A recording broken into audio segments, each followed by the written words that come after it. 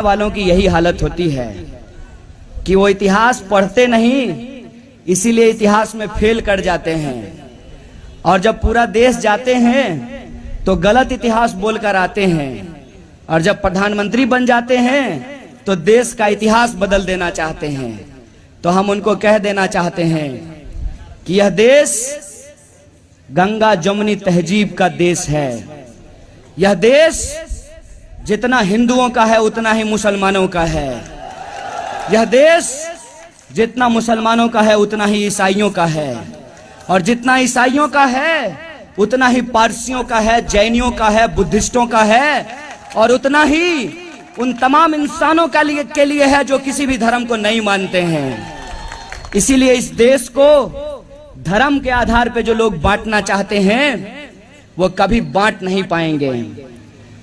उनका जो इतिहास बदलने का साजिश है, वो इतिहास बदलकर अपना काला काम छुपाना चाहते हैं, शायद वो उसको भी नहीं बदल पाएंगे। इनका काला इतिहास क्या है? इनका काला इतिहास ये है कि जब केरल से लेकर कश्मीर तक लोग अंग्रेजों के खिलाफ लड़ रहे थे, तब ये अंग्रेजों की चापलूसी कर रहे थे। जब इस देश के अंदर लोग फांसी पे चढ़ रहे थे, जेल जा रहे थे, तब ये अंग्रेजों से माफी मांग रहे थे। और जब देश आजाद हुआ, देश के अंदर कॉन्स्टिट्यूशन लिखा जा रहा था, तो उस कॉन्स्टिट्यूशन को इन्होंने मानने से इसलिए इनकार कर दिया कि उस कॉन्स्टिट्यूशन को एक दलित लिख रहा था। हम कहना चाहते हैं कि आपकी इस ऊंच नीच वाली मानसिकता को, आपकी इस कॉलोनियल माइंडसेट को, आपके इस फ्यूडल और कैपिटलिस्ट माइंडसेट को हम बदल करके रख देंगे, क्योंकि आप इतिहास नहीं बदले हैं। हम इतिहास बदलने वाले लोग हैं, हम समाज को बदलने वाले लोग हैं, और हम समाज को बदल करके रहेंगे। ये बात हम आपको बता देना चाहते हैं। ये आजकल एक नया सगुफा छोड़कर आए हैं। कहते हैं कि जेएनयू में एंटी नेशनल रहते हैं। जेएनयू में एंटी नेशनल नहीं रहते हैं मोदी जी, जेएनयू में नेशनल लोग रहते हैं, और जो लोग नेशनल नहीं हैं हम उनके खिलाफ एंटी हो जाते हैं। इसीलिए हम एंटी नेशनल नहीं, एंटी आरएसएस हैं, एंटी मोदी हैं, ये मैं आपको बता देना चाहता हूं। और एंटी आरएसएस और एंटी मोदी होने का कोई व्यक्तिगत कारण नहीं है। व्यक्तिगत कारण इसलिए नहीं है क्योंकि जीवन में कोई पर्सनल एजेंडा नहीं है। इसीलिए हम व्यक्तिगत सवाल नहीं उठाते हैं, हम कभी पर्सनल एजेंडा नहीं बोलते हैं। हम हमेशा सोशल सवाल उठाते हैं, सोशल एजेंडे को उठाना चाहते हैं।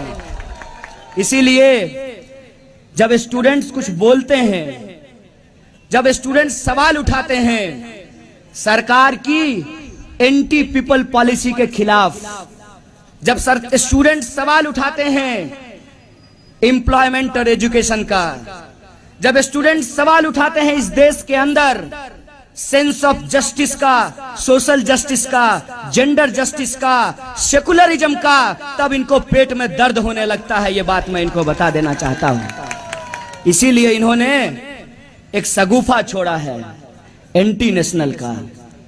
यह सगुफा इसलिए छोड़ा गया है ताकि देश के अंदर, जो खुद प्रधानमंत्री जी कहते हैं कि नौजवान यूथ लोगों का जो पॉपुलेशन है वो मोर देन 65% है, तो ये जो 65% पॉपुलेशन है उसके सामने एम्प्लॉयमेंट और एजुकेशन का सवाल नहीं रहे, उसके सामने धर्म का झगड़ा लगाकर, रिलीजन का झगड़ा लगाकर समाज और देश को बांटा जा सके, इसीलिए नेशनल और एंटी नेशनल का डिबेट खड़ा किया जा रहा है।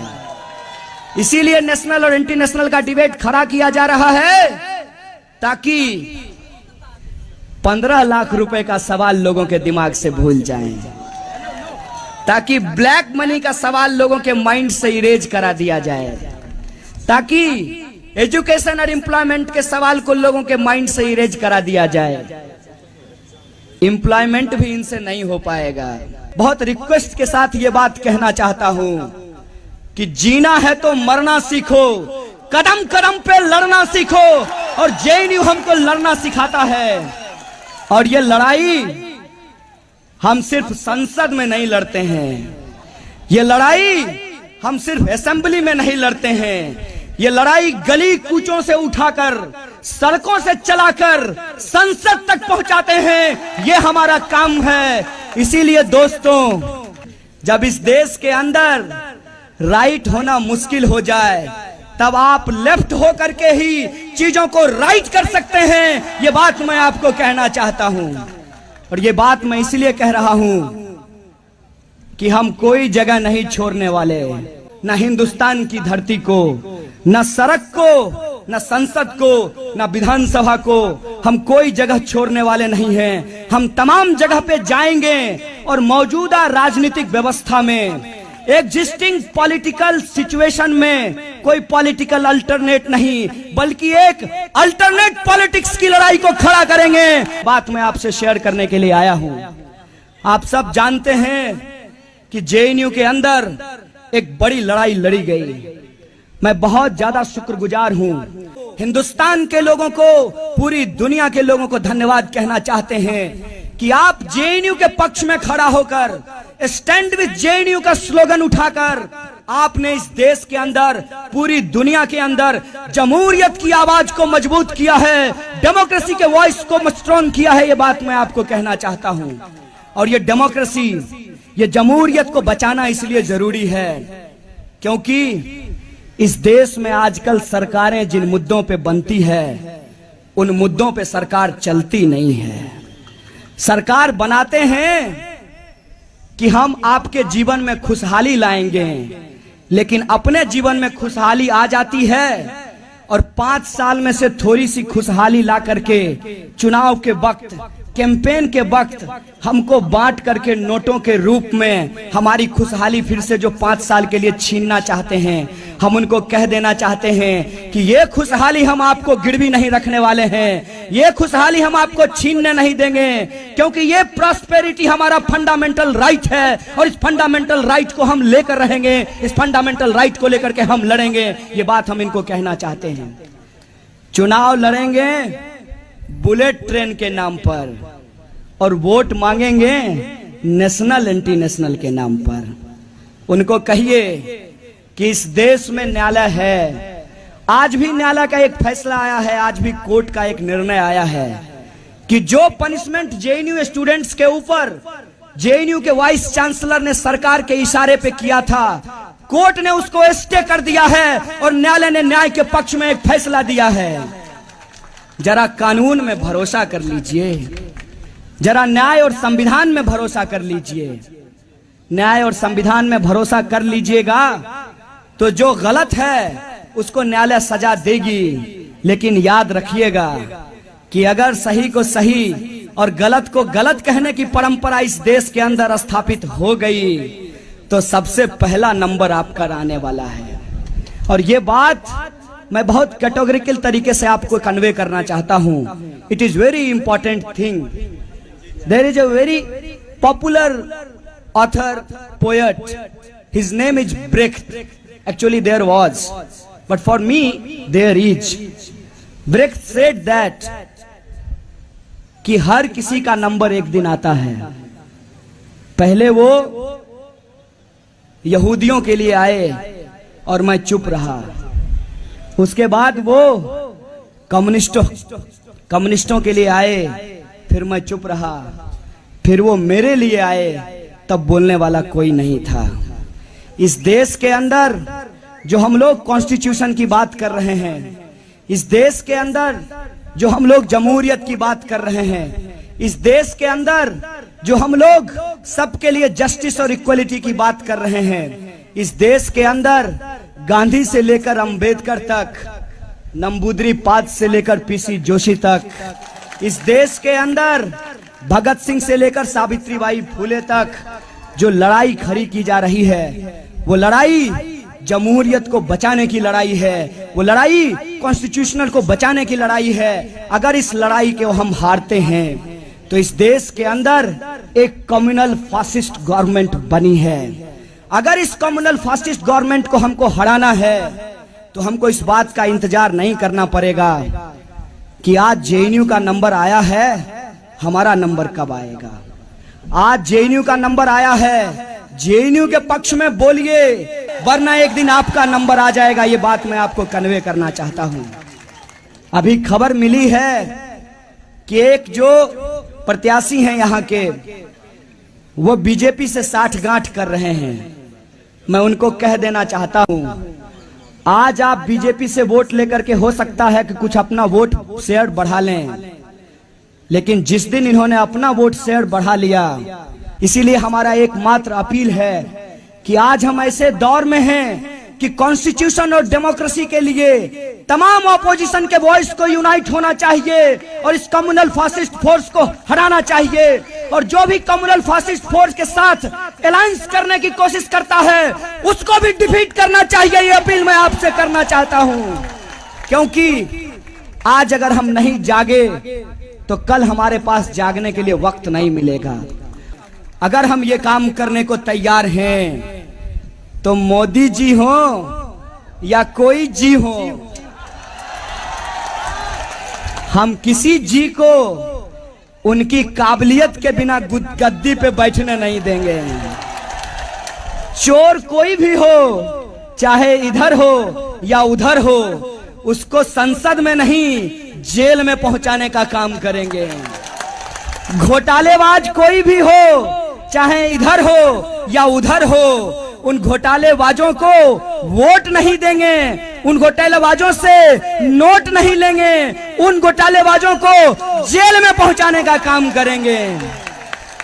और दंगाई कोई भी हो, उसका चेहरा कुछ भी हो और उसका नाम कुछ भी हो, जब इंसान का इंसान के द्वारा कत्ल किया जाएगा, जब इंसान के द्वारा इंसान के ऊपर शोषण किया जाएगा, उस शोषणकारी के शोषण को खत्म करेंगे, शोषितों की एकता को स्थापित करेंगे और प्रेस यूनिटी को एस्टेब्लिश करके सोसाइटी के अंदर इक्वालिटी को एस्टेब्लिश करेंगे, डेमोक्रेसी और कॉन्स्टिट्यूशन को एस्टेब्लिश करेंगे और पार्लियामेंट्री डेमोक्रेसी से to change the society, to revolutionize the society for the each and every individual, that kind of society we will win and we will fight, we will win. ये हमारा commitment है, इसको हम कर करके रहेंगे।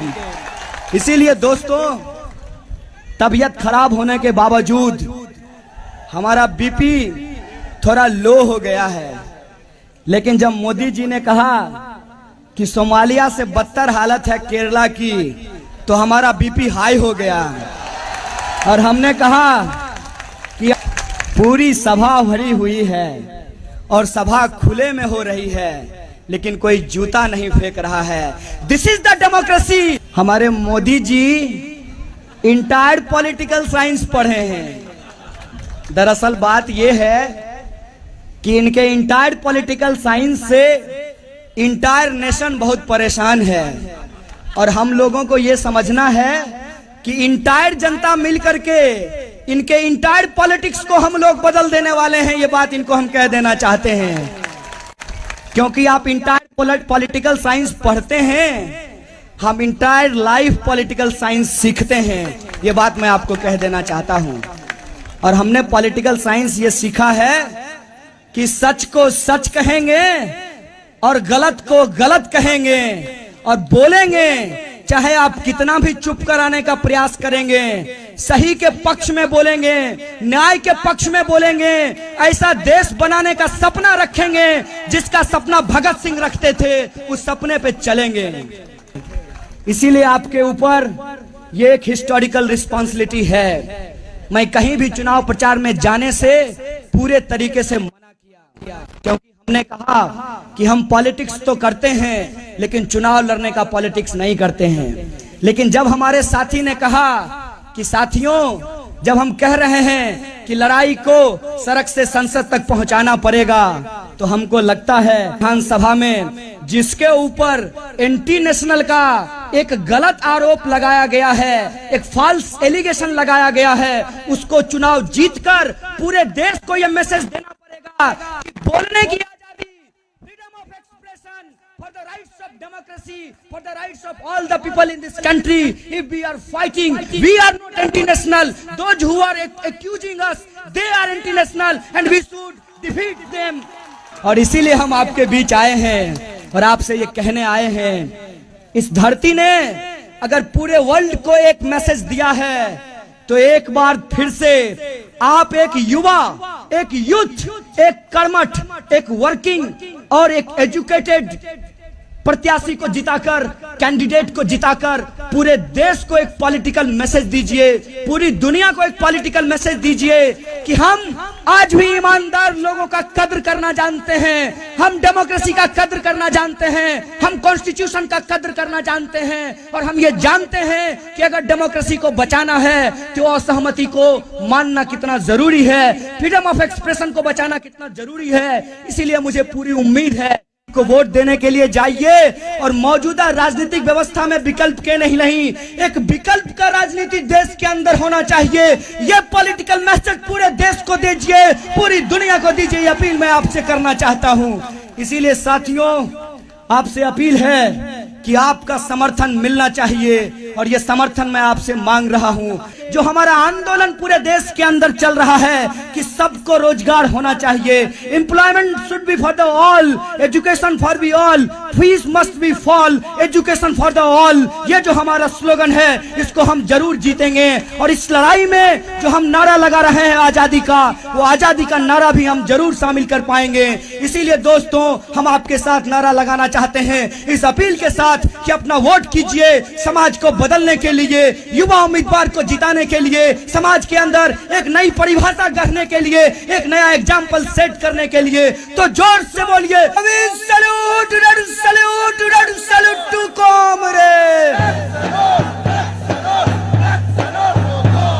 तो हम क्या चाहते हैं? अरे जोर से बोलो, अरे मिलकर बोलो, तो ऊंचा बोलो, अरे मैं भी बोलूं, तो तुम भी बोलो। जो तुम ना दोगे हम लेके रहेंगे, है हक हमारी, है जान से प्यारी, है प्यारी प्यारी। तो माए बोले, तो बहने बोले, भाई भी बोले, तो हिंदू बोले, मुसलमान भी बोले, क्रिश्चियन भी बोले, सब मिलकर बोलो, हम लेके रहेंगे। तो आरएसएस से, नंगे वंगे से, तो जोर से बोलो, अरे ऊंचा बोलो, तो और ऊंचा। तो सुन ले मोदी, तो सुन ले मोदी, पर मोदी सुन ले, भागवत भी सुन ले, हम लेके रहेंगे। तो सूट बूट से, तो सूट बूट से, तो झूठ मूठ से, तो अंबानी से, तो अडानी से, हम लेके रहेंगे। तो गरीबी से, अरे भुखमरी से, तो ऊंच नीच से, तो छुआछूत से, तो झूठ मूठ से, है हक हमारी, है जान से प्यारी। जो तुम ना दोगे, जो तुम ना दोगे, हम लेके रहेंगे। तुम कुछ भी कर लो, हम लेके रहेंगे। तुम पुलिस बुलाओ, तुम जेल में डालो, तुम डंडे मारो, तुम गोली चलाओ, सेडिशन लगाओ, हम लेके रहेंगे। तो मिलकर बोलो, तो आगे से बोलो, तो पीछे से बोलो, तो आप भी बोलो, अरे मिलकर बोलो। तो हक हमारी, है जान से प्यारी, है प्यारी प्यारी, हम लेके रहेंगे। तो सामंतवाद से, तो पूंजीवाद से, तो जातिवाद से, तो छुआछूत से, तो ऊंच नीच से, तो झूठ मूठ से, खाने पीने की, तो हाँ कहने की, साथी चुनने की,